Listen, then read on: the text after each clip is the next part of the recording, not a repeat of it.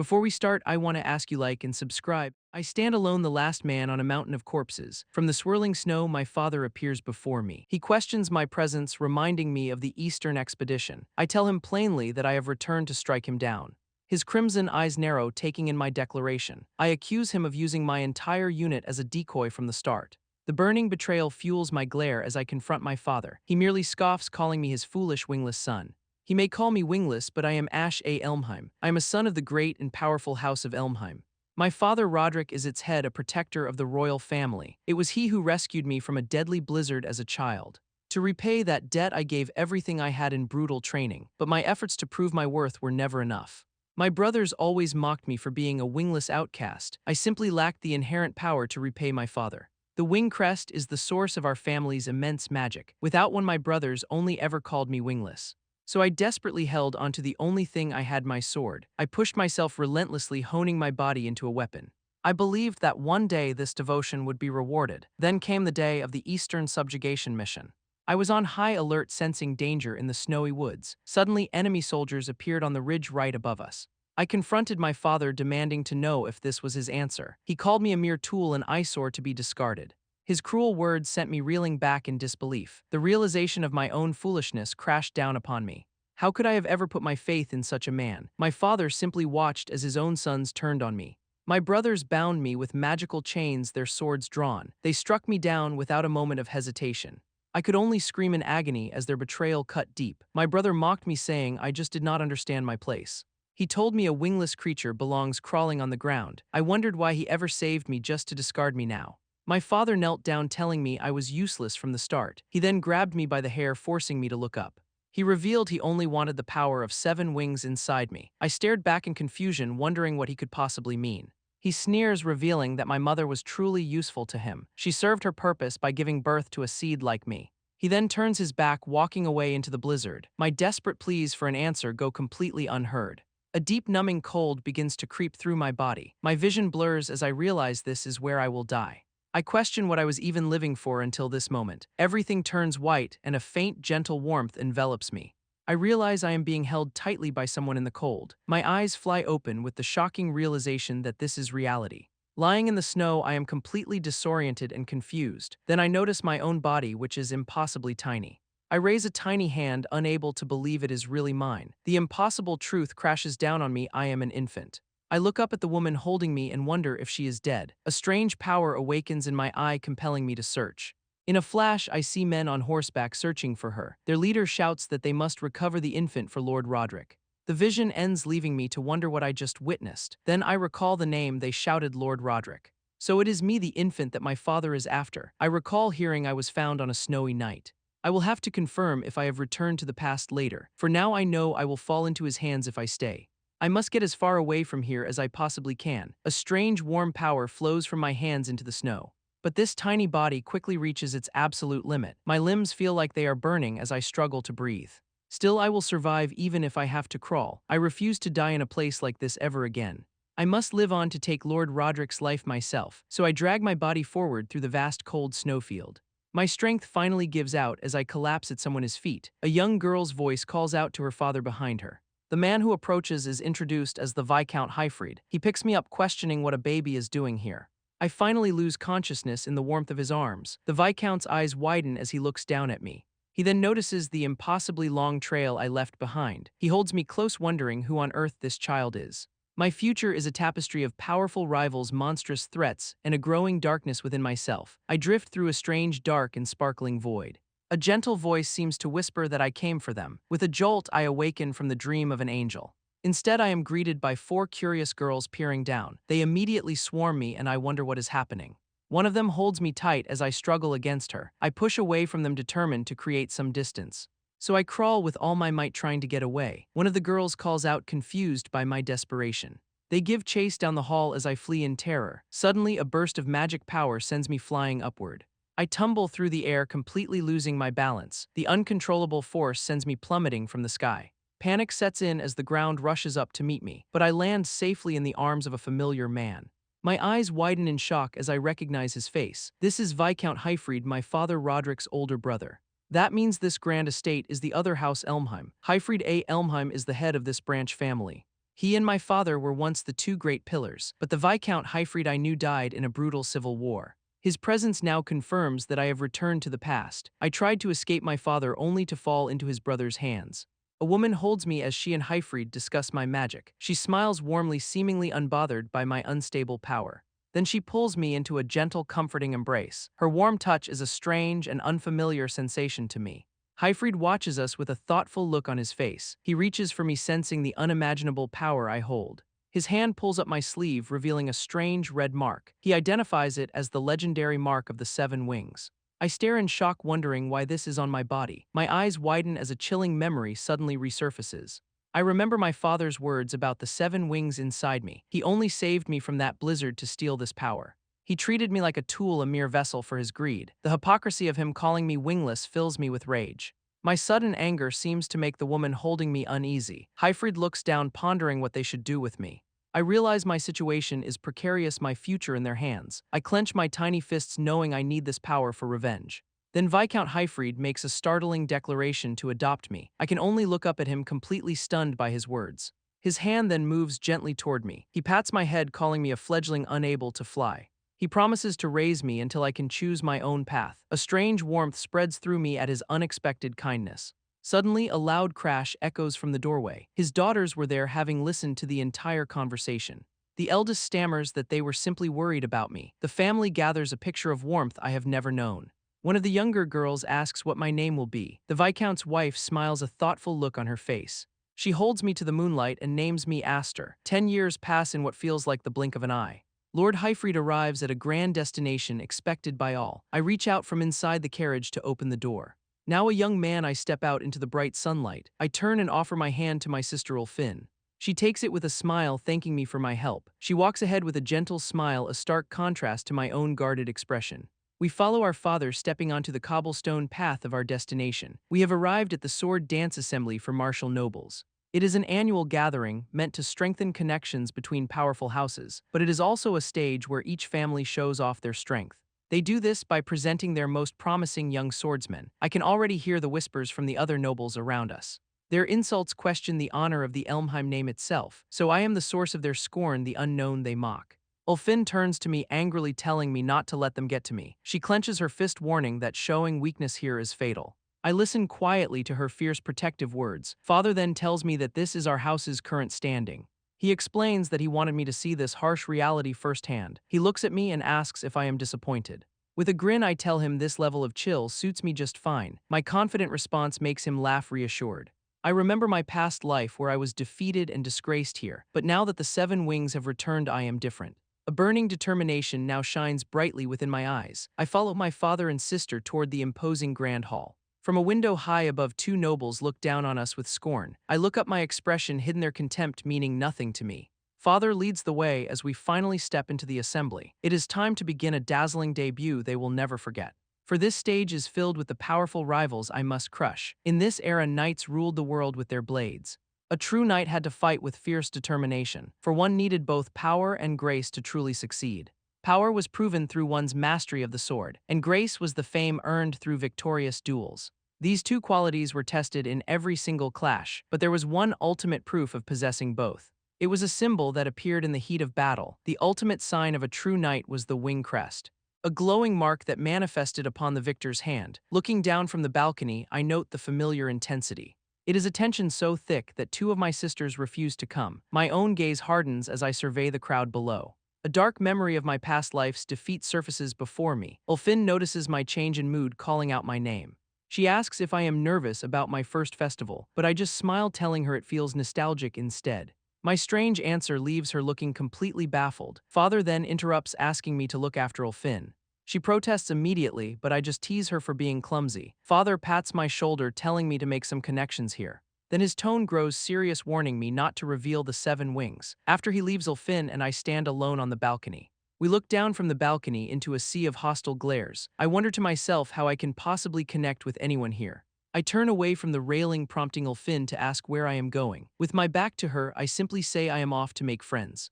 I walk down the stairs, approaching a group of young nobles. A red-haired noble lounging on the sofa asks who I am. I greet him with a smile, calling him my brother-in-law Deriz. I introduce myself as Astor F. Elmheim, his younger brother. He stares at me, so I explain that I came to say hello. One of his companions clarifies that I am the adopted one. His expression twists into a manic sneer as he understands. I remember these two, the ones who killed me in my past life. They used to look so terrifying, but things are different now. Now they just look like kids pretending to be grown-ups. A voice suddenly calls my name, breaking my concentration. It is Ulfin, and she grabs my arm to pull me away. Her expression shifts as another voice suddenly calls out to her. Dariz taunts her, ordering her to come entertain his group. Ulfin flatly refuses, stating they are not his servants. I grab her arm as she tries to leave, telling her to wait. My grip on her wrist is firm, a silent command to stay. I look down, my expression hardening as I watch the scene unfold. Darius' face contorts into a gleeful, manic smile at the tension. He begins to mock our father's past failure as a royal knight. He sneers that he is glad not to have that loser blood. Ulfin's fury erupts as she demands he take back his insult. He responds by throwing a drink directly in her face. His cruel words continue, calling her a useless disappointment to our father. He then holds up another glass, mocking her formal attire. The red wine soaks her dress, leaving her stunned and humiliated. I finally step forward, my voice calm as I admit my worry. I had wondered if seeing their faces would still make me angry. With that thought, I take a wine bottle from his companion. I turn to my shocked sister and tell her that I am glad. Then I call out to Dariz, tossing the bottle into the air. He catches it with an arrogant smirk, completely unsuspecting my next move. I tell him he is still trash as I shatter the bottle against his head. He cries out in pain as red wine and glass erupt over him. I then draw the sword of his terrified, screaming companion. I calmly bring my thumb to my lips, tasting the so-called blood. A sneer spreads across my face as I mock his childish drink. The taste brings back a memory from 3 years ago. My sister cried out, shielding another from my uncontrollable rage. She begged me to pull myself together as my power terrified her. That was the first time they truly witnessed the 7 wings. Even my father wondered if such a force could be contained. But he put his faith in me, a trust I now uphold. My actions, however, have already sent ripples through the assembly. The Duke of Evergarden demands to know the reason for the commotion. His guard reports that the sons of Elmheim are dueling. The news shocks both my father and the head of the main house. Father immediately stands, rushing to see what is happening. He finds a frantic Ulfin on the balcony, demanding an explanation, but the Duke just grins, telling them to look below. Down in the arena, I now stand opposite Dariz. They watch from above, the Duke clearly enjoying the spectacle. Darius' own father, however, looks on with nervous sweat. The Duke seems to hope this gathering turns ugly. Dariz taunts me, calling me a fool for challenging him. He raises his sword, revealing an impressive 4-wing crest. He points his blade at me, demanding to see my power. He asks if I am too embarrassed to reveal my own crest. I smirk, thinking I could never do something so shameful. My casual dismissal sends him into an immediate seething rage. I offer a wager that he must apologize if I win. He accepts and leaps forward, promising to make me his dog. Our swords meet with a clash of steel and golden light. The powerful impact sends me skidding backward across the floor. Yet I hold my ground, my grip on the hilt unwavering. Dariz roars that this is the overwhelming power of a crest-bearer. He follows up with a flurry of powerful, sweeping attacks. From the balcony above, Ulfin cries out my name in terror. The Duke of Evergarden just smiles, noting Darius' immature technique. He observes that the mana of a wing crest overcomes any skill gap. If one wing is a candle, he muses to himself. Then the power sealed within 4 wings is a true explosion. Dariz presses his assault, mocking my earlier bravado. I block his strike, my own eyes glowing as he questions me. He bears down with all his might, demanding to see my power. The Duke smiles from the balcony, certain the match is decided. But I deflect his energized blade with surprising ease. Dariz cries out in utter disbelief at my casual parry. I calmly inform him that he talks far too much. A single powerful swing of my sword sends him flying. Golden energy now swirls around me as I hold my stance. I recall the years I waited for this chance at revenge.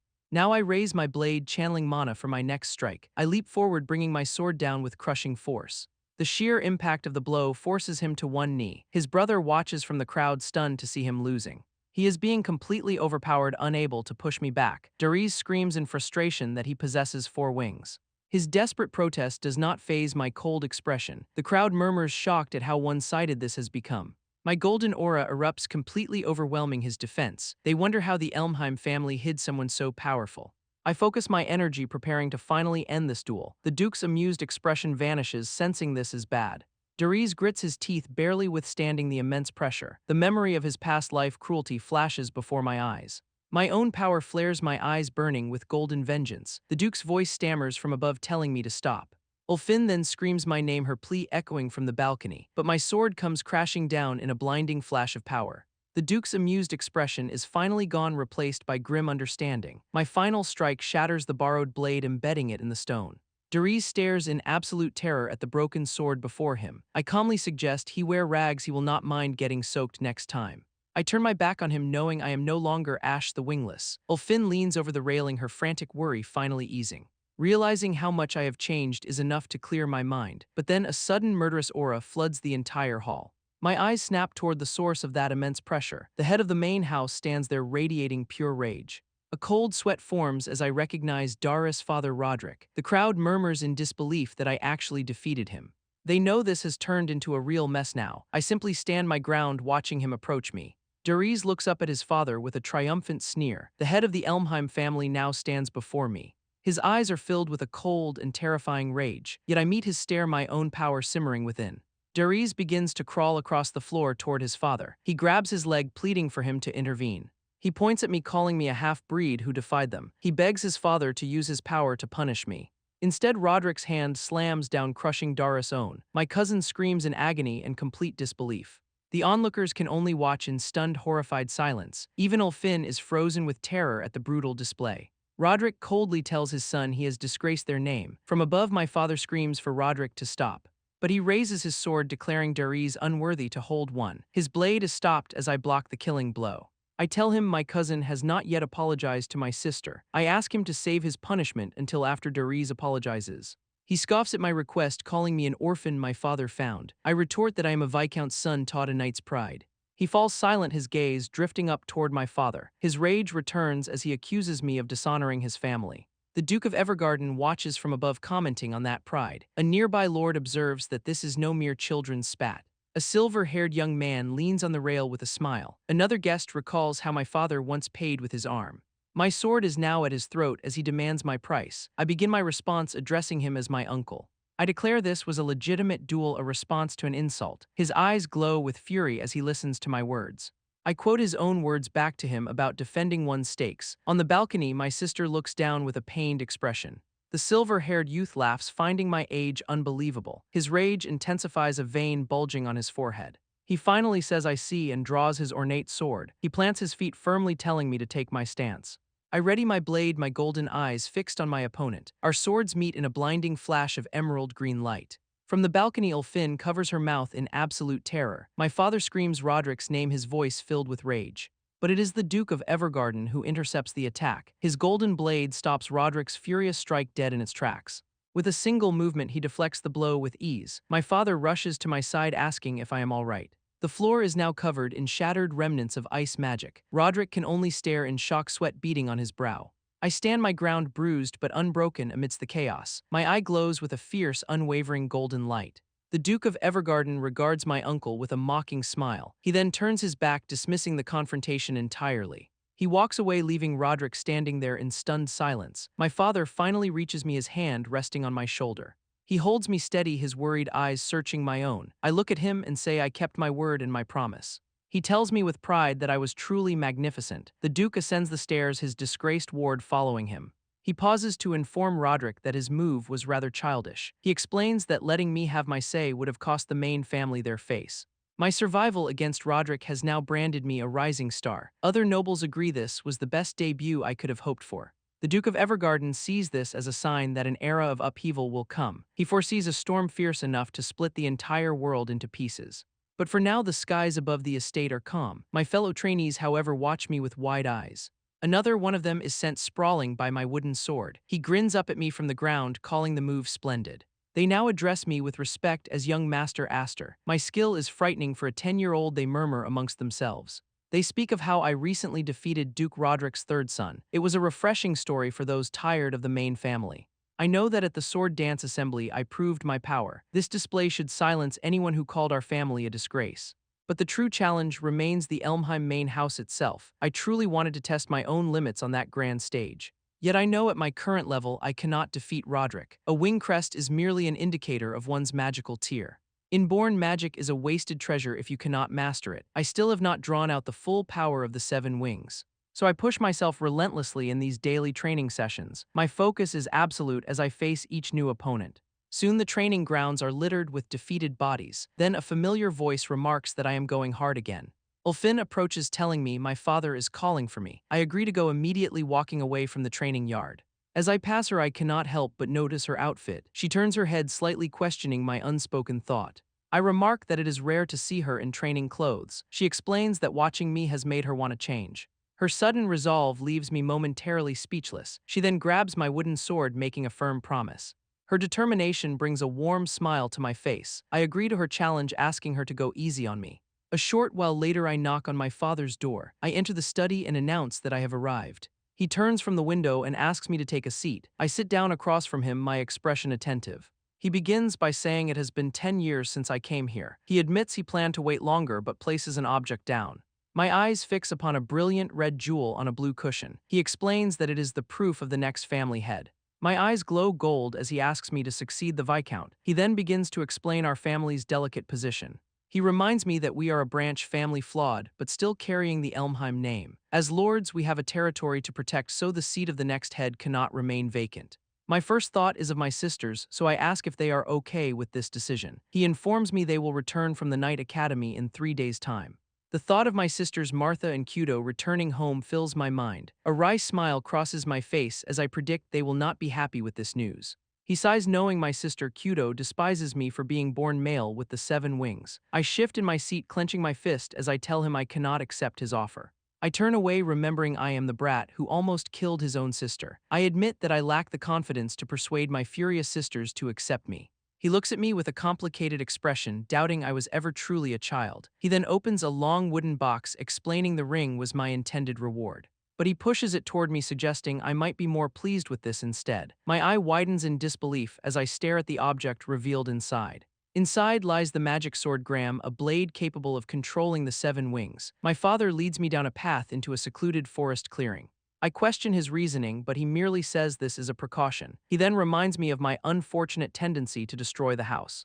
He explains that this demonic sword Graham was brought back just for me. With a sharp ring of metal, he finally unsheathes the weapon. My golden eyes widen in utter disbelief at what is revealed. I can only stare at the hilt, asking if this is truly a sword. He demonstrates by pouring his magic into it, forming a furious red blade. This, he explains, is a potential blade completed by its owner's magic. He swings the crimson energy, which tears violently through the air. The sheer force of his swing sends a vortex of wind down the path. He warns me it has a dark reputation for draining a wielder's magic. Then he holds the glowing hilt out, asking if I want to try. I place my hands over his without hesitation, accepting the challenge. I focus my will, pouring my own magic power into the sword. Suddenly, a blinding golden aura erupts from me in the shape of wings. I realize with a shock my magic is flowing into the sword on its own. A thin, powerful beam of light shoots directly up into the sky. Far away, 2 knights look up, one asking if a comet just fell.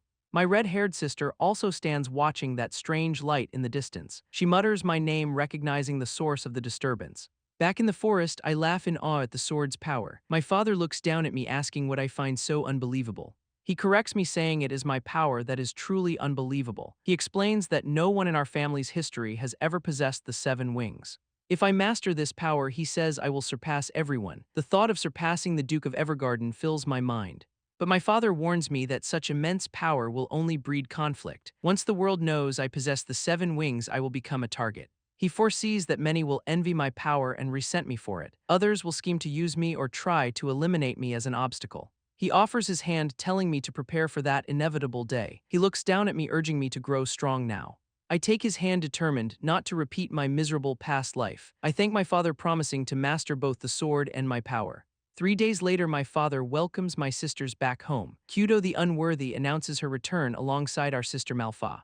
Her stern expression melts away as she calls for a reunion hug, but the younger girls run past her, embracing our sister Malfa instead. Kudo is left standing alone as Ulfin questions the oversight. Malfa just smiles as they complain that Kudo always messes up their hair. Kudo scoffs at the slight, muttering about her perfected chivalry. Her attention then shifts to our other sister Ulfin. She immediately lunges forward, pulling Ulfin into a crushing hug. Ulfin struggles against the aggressive affection, crying out in protest. Watching the commotion, Malfa finally asks where I am. Our father begins to answer her question with a knowing smile. Kudo's expression, however, turns grim at the mention of my name. At that moment, I am busy unleashing Graham's violent power. The crimson energy tears wildly through the forest clearing. I grit my teeth in frustration, knowing it is still not good enough. I can form the blade, but suppressing its power is all I can manage. My next swing carves through the earth with raw, untamed force. As I wonder how father did it, a voice calls my display flashy. I turn to see Kyudo, who notes I did not greet my returning sister. She smirks, remarking on my awfully cold reception. She asks if I think I am special now that everyone talks about me. I counter that she is the one who is truly excelling as a trainee. I mention that she alone received the Platinum Order Knight medal. She scoffs that it was necessary to inherit father's position. Her expression hardens as she asks if I decline the succession. I deny, trying to spare her, insisting that was not my intention. I simply tell her I believe I lack the qualifications for now. She turns away, muttering about the cruelty of both father and me. She stops by a tree, accusing us of knowing her dream. Her strange accusation leaves me completely bewildered. Without warning, she draws her sword and slices at a tree. Her glowing blade cuts cleanly through the massive trunk. I leap backward as the top half of the tree crashes down. I yell out in shock, asking what she is doing all of a sudden. She stands in the clearing, saying she wants to test me. Resting her sword on her shoulder, she warns she will strike seriously. I try to stop her, protesting that my own sword is incomplete. She dismisses my excuse, asking if an enemy would care. Her sharp retort leaves me stammering for a response. She takes her stance, warning me not to hold back. I know I am barely managing to control my magic as it is, but I have no choice but to unleash Graham's full power. Our blades finally collide in a shower of sparks and energy. The resulting shockwave rips through the forest canopy above us. Kyudo grins, impressed I can keep up with her improved skills. However, she mocks my chaotic blade, questioning its poor form. She declares my magic control a mess as she easily breaks my guard. I can only think that my sister Kudryavka is as merciless as ever. I remember she has been this way for as long as I can recall. Her resentment began because I was the only male heir to the family. Meanwhile, she was considered special for her superior wing crest. She would use any excuse to challenge me, my natural enemy. Back in the present, her blade strikes the ground I just vacated. Kyudo notes my successful dodge, saying it is just as she expected. I meet her next furious assault with my own untamed power. She screams that I am not fit to be the next family head. Elsewhere, Manhwa asks our father if leaving us alone was wise. She fears our sibling quarrel might end with someone's death, but he calmly insists we are merely excellent rivals. Manhwa can only express her hope that he is right. She then asks why he truly recalled them from the academy. He simply says indeed and reaches into a box on his desk. Her eyes widen in disbelief at what he begins to reveal. He reveals a summons from the main Elmheim family. The elders who control the main house wish to see their grandchild. Manhwa murmurs that this is certainly a serious matter. Our father's expression hardens as he considers the worst-case scenario. He fears that if things go wrong, they might lose me. Back in the forest, I scream at Kyudo that this is ridiculous. She retorts that my refusal of the succession is what infuriates her. Her blade crashes down against mine with incredible weight. It feels like I am fighting a troll swinging a giant hammer. The sheer power of her strike forces me several steps back. I struggle to hold my ground, pleading for her to listen. She sneers, accusing me of simply running away from my responsibilities. Another furious attack sends me reeling across the clearing. I can only grit my teeth against her insane brute force. Her sword slams the ground as she calls my technique third-rate. She explains that controlling one's magic is merely second-rate. Only by mastering the demonic sword can one be considered first-rate. She looks down on me, calling me a complete disappointment. She reminds me that our wing crests reflect our magical power. Therefore, her 5 wings are inherently inferior to my 7. Yet she says I avoid a direct contest with cowardly swordsmanship. She questions if my own strength is enough for my ideals. She then asks if I am afraid of losing control again. The idea of being afraid of the 7 wings startles me. I realize I may have been unconsciously limiting my own power. This suppression could be why my sword has been so unstable. Kyudo tells me I have everything she has ever wanted. She says if I let it rot, she will become arrogant herself. With a furious scream, she lunges forward to take it all. I grip my sword with both hands, bracing for the impact.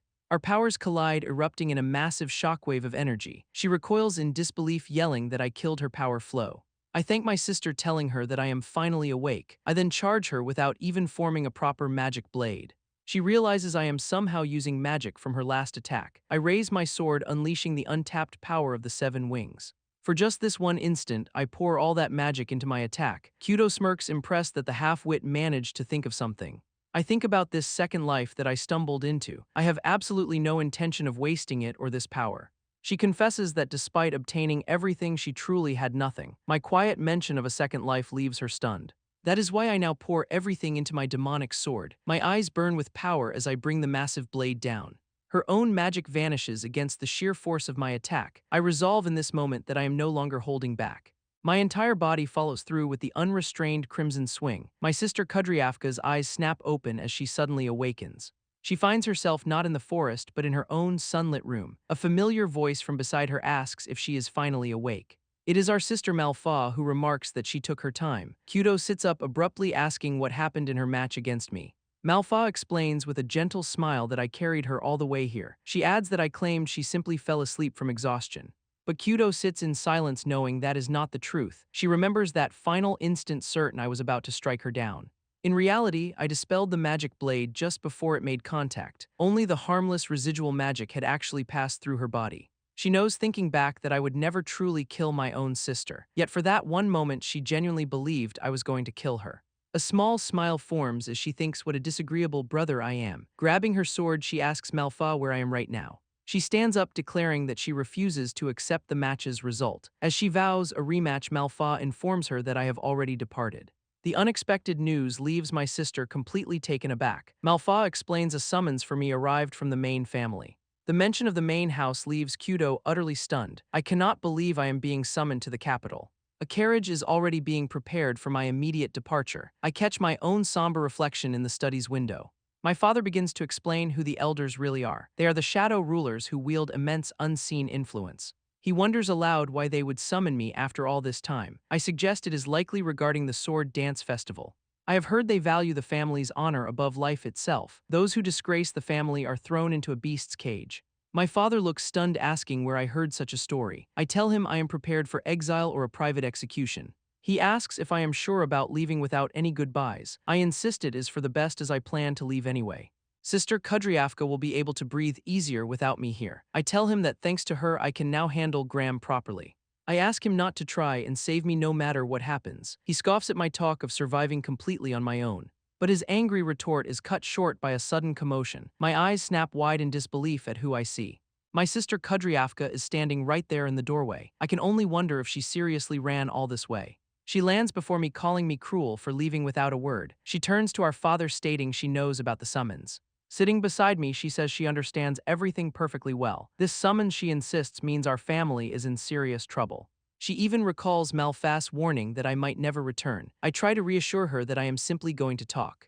She cuts me off, declaring that she absolutely despises me. She hates that I am a man with the 7 wings. She despises that I am stronger and pretend to be an adult, but despite all of that I am still her precious family. She grabs my shoulder, demanding I return for a proper rematch. With a confident grin, she refuses to let me win by default.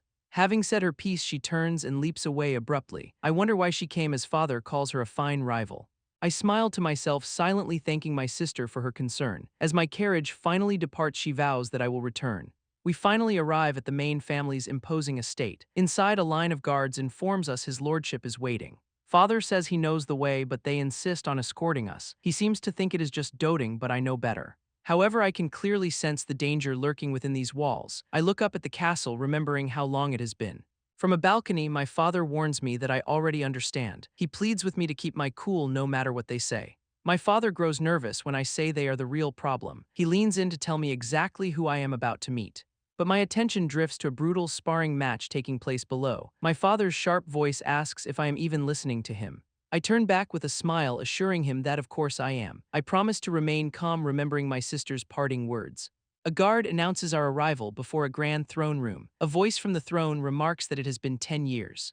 The old man addresses my father as his grandson Hyfried. My father kneels, greeting him as the 6th head of the family. He then corrects himself, calling the man his great-grandfather. I know him as the monster lurking in the shadows of Elmheim.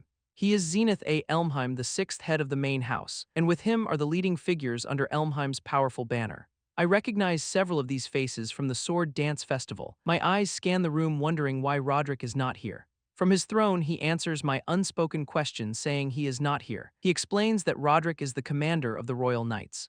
As such, he has no time to bother with such trivial matters. I realize in my past life I never saw these old soldiers. He has assembled so many executives, showing his influence even in retirement. My father nervously asks what he means by trivial matters. A cloaked woman scoffs that I already know my pet dog caused a disgrace, so this meeting really is about the Sword Dance Festival after all. Father tries to explain that Roderick personally settled the matter, but another elder dismisses this as a mere performance for the public. He declares that for these failures my father must face punishment. I leap to my feet shouting that it was all my doing. I insist that my father has nothing to do with this. He turns his head slightly, a silent reaction to my outburst. My great-grandfather says it seems I have not been properly trained. He then reminds me of their power, a force of 12 zero knights. He explains that within that force many aim for the very top. He gestures to the ambitious men gathered here in this very room. He strikes his staff against the floor, declaring they need proof I am not a threat. The old man then presents a familiar scepter to my stunned father. He asks if my father remembers this weapon from his past disgrace. He recounts how he forced Roderick to cut off his own arm right here. With glowing red eyes, he now orders my father to behead me, but my father remains kneeling calmly, refusing the cruel order. I can only stare as he declares he would die before harming his own son. The sixth head simply acknowledges his grandson's defiance. Then, without another word, he slams his staff into the ground. He sentences not just my father to death, but our entire family. His guards instantly move in, surrounding my father with drawn swords. I finally speak, asking my great-grandfather why he is so afraid. He glares back in fury as I call them all pathetic, trembling adults. With blades at my throat, I tell him to just get on with it. But I grab the gem on my collar, warning him about my family. The sudden shift in my demeanor leaves my father utterly astonished. I apologize to him, admitting I was never very good at staying quiet. The guards recoil in terror, one asking what this power is. They stare in shock as a glowing red wing crest appears on my back. I warn them that these 7 wings will become enemies of all Elmheim. My glowing eyes narrow, urging them to think it over very carefully. The elders murmur in disbelief, one calling my crest a fake. But another stares, confirming the mark is undoubtedly authentic. My great-grandfather finally speaks, his voice a low growl. He asks if I truly understand the meaning of this display. I answer with a smirk, saying I know it is quite surprising. My response earns a sudden burst of laughter from another man. He waves a hand, dismissively telling them to please continue. The sixth head then begins a lecture on the wing crest's origin. He explains how it was passed down, strengthening humanity's power. However, he notes that only the spirit clan's progenitor reached 7. I cut him off, asking if he is suggesting I am from that clan. He turns away, stating that if my wings are genuine, then my lineage as a viscount's son simply does not make sense. I tell him my lineage is completely irrelevant at this point. I warn him that many other noble houses would welcome me. In fact, my exile would create a greater threat against them. My words clearly strike a nerve with the assembled elders. I know this because a massive rebellion will soon engulf them. I have already seen this future in my previous life. But my great-grandfather just scoffs, asking if I am really that valuable. He dismisses my power, claiming there is no proof it is real. So I dare him to try and kill me if he truly believes that. I know they could easily crush me, but I am betting he will take the bait. Just then, a hand reaches out, stopping a guard from drawing his sword. A silver-haired man bows, stating that this argument is going in circles. He then turns with a sly grin, suggesting they impose a trial on me. He asks the other elders if they are not curious to see my power. He insists they can decide my fate after witnessing my true strength. I ask if a great martial clan surely has a fitting trial ground. As Count Maze approaches, I realize he is trying to help me. There is no doubt in my mind that this man is an ally. The sixth head finally agrees with a low laugh, telling me to follow. He mutters that correcting an unruly grandson is a grandfather's duty. We arrive at a dark barred gate leading to the trial grounds. He explains this underground bunker connects directly to the waterways. My trial, he reveals, is to defeat the magic beast they keep inside. My father sighs beside me, reminding me I was to keep my wings secret. I just grin, telling him this was the perfect opportunity to reveal them. He looks worried, warning me not to let my guard down for a second. With a final word, I swing down on a chain into the darkness. From above, Count Maze watches me descend with a confident smile. My feet splash down into the cold, murky water below. The darkness is absolute, but my eyes adjust to the gloom. From the grate above, my great-grandfather's voice echoes down. He recalls giving another man this same chance to clear his name. But that man failed, and now the beast turns its gaze on me. I draw my own blade, preparing myself for the coming fight. The creature lets out a furious roar as the trial officially begins. So the rumors of a magical beast in the mansion were true. I remember the severed limbs of those who fell to this family, but as it lunges with a roar, I feel no fear at all. I easily evade its clumsy attacks, moving between its lunges. My father and the others can only stare in disbelief from above. This creature is nothing compared to the true monster, my sister. But then I feel a strange energy that makes my eyes widen. I watch as grotesque tentacles begin to sprout from its back. The beast transforms, revealing its true nature as an undead. My father grabs the bars, demanding to know why it is here. My great-grandfather grins, saying it enjoys the smell of death. He explains that since it cannot die, it is a perfect opponent. The old man adds it also solves his problem of disposing of corpses. Another elder asks if he truly intends to let me be killed. The sixth head dismisses him, saying a crest without power is worthless. I listen to their conversation from the darkness of the arena. He then whispers that my death might even be convenient for them. Count Maze watches from the grate with an unreadable expression. He thinks to himself that I have already shown such great promise. As the beast charges, he silently urges me not to die here. I realize that no matter how many times I slash it, there is no effect. Its regenerative power is astonishing even for a typical undead. I stand before it wondering how you can kill something that cannot die. I know you must either burn them or purify them with holy weapons. Without those, engaging an undead is a pointless battle of attrition. But with no way to retreat, I know just using trickery is meaningless. To show them my true worth, I must do something more. I have to use overwhelming power to crush this undead creature, so I channel my energy and stomp my foot into the ground. The magical shockwave sends an elder flying back in utter shock. The men above shout down, asking if I manage to defeat it. My great-grandfather just grunts, peering down into the arena. The dust settles to reveal me standing calmly in the aftermath. But the beast emerges from the smoke, and I can only think what a pity. Its massive paw suddenly slams into me with incredible force. I grunt as its claws pin me violently against the ground. The creature now looms over my trapped body, ready to strike. My father screams my name, his face a mask of pure terror, but Count Maze stops him, telling him not to do anything foolish.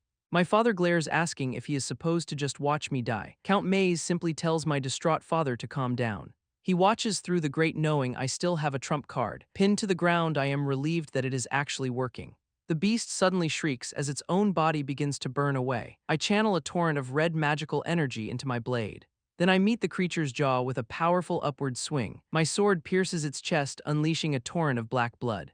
With glowing eyes, I swear to continue this until it finally dies. I unleash a relentless storm of crimson slashes upon it. My great-grandfather recognizes this as a technique he has seen once, yet the overwhelming power I display is something completely different. The shockwave from my assault causes the floor above to crack. The elders shout in alarm, scrambling away from the collapsing grate. Staring into the chaos, my great-grandfather finally understands. He is witnessing the true power of the seven wings. This display will soon attract the attention of many powerful figures. A dazed elder sits up from the rubble, asking what just happened. The others peer over the shattered ledge, wondering where the beast has gone. My great-grandfather realizes I crushed an undead which cannot easily die. He notes it was pure brute force, not technique, that fueled my attack. He wonders if this is truly the power of the legendary seven wings. Turning to my father, he asks if this display was part of his plan. My father denies it, admitting that my growth constantly amazes even him. Count Maze steps forward with a smile, asking if I passed the exam. The sixth head just scoffs, doubting anyone present has an objection. Leaning over the edge, Count Maze happily calls down that I passed. He tells me to hurry up, but I explain the chains were destroyed. I look up with a smirk, asking if they could drop a rope down. Later, my great-grandfather asks me in his study if I am certain. I stand before him, insisting I have no interest in the succession war. Declaring my place is in the Viscounty earns a disbelieving chuckle from him. He tells me he can see the ambition clearly reflected in my eyes. He then accuses me of intending to turn my blade against Elmheim.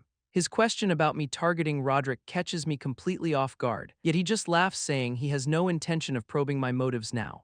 I look at him confused, asking why the rebels are not his enemies. He explains that even within this family they are not a monolith. His true feelings surface as he calls Roderick too headstrong. He warns that if my power serves him, so be it, but I must never bare my fangs at him. Leaving his study, I can only think of him as the monster geezer of Elmheim. My father asks what happened, and I tell him I refused the offer to join the main family. He looks at me in complete and utter disbelief. Count Maze steps forward, calmly stating that my decision is a shame. He tells me I could have had a much sweeter life, and I finally confirm his identity. I ask why he helped me, but he just smiles and feigns ignorance. He claims he merely felt like teasing a cheeky brat, but I do not believe him. He puts an arm around my shoulder, reminding me I am now officially a child of the seven wings. His eyes narrow as he tells me to just look at the others. I see the elders watching from afar, already scheming how to use or eliminate me. He explains that my crest carries prestige, and now many more will come after me. I look at him warily, asking if he is one of them. He reveals he is a director at the Knight Academy, and scouting promising youths is his job. He then gestures to my father, saying the old man over there does the same thing. With a wave, he says he looks forward to my enrollment and bids me farewell. I watch him go, thinking he is a hard man to read and questioning if he is truly an ally. My father's hand on my shoulder brings me back as he asks if we should head home. He says he needs to tell my sisters all about my grand performance. I just smile, thinking my mother will faint when she sees these injuries. Elsewhere, a knight reports that I risked my life during the trial. The man on the throne asks what happened to Hyfrid's son. The knight notes that my father seemed completely unconcerned for my safety. He clasps his hands, concluding the 7 wings truly dwell within me. His knight looks up in complete surprise, asking if he already knew. My existence now threatens to shatter Elmheim's delicate power balance. The knight asks his lord if they should take action against me. But the powerful man simply tells him to leave me be for now. He states that if Elmheim were so fragile it would have fallen long ago. He is confident that in time the 7 wings will be his. Until then, he will let me run free and enjoy the coming struggle. His eye glows as he focuses on me, Ash of the 7 wings. 4 years later, I arrive at the Imperial Knight Academy for the exam. An administrator shouts for applicants to move along the registration line. As I step forward, I overhear 2 men whispering about a rumor. They seem disappointed that I am not as bulky as they heard. I ignore them, placing my hand on the exam's liability waiver. The official then asks me to present my family's wing crest. The official formally requests to see the wing crest of Aster F. Elmheim. He suddenly pauses, his eyes widening as he processes my family name. I turn my back to him, explaining that my crest is in a difficult place. Looking over my shoulder, I cheekily ask if my face can be my pass. And this is the end. Thanks for watching. See you in next episode. Don't forget to subscribe.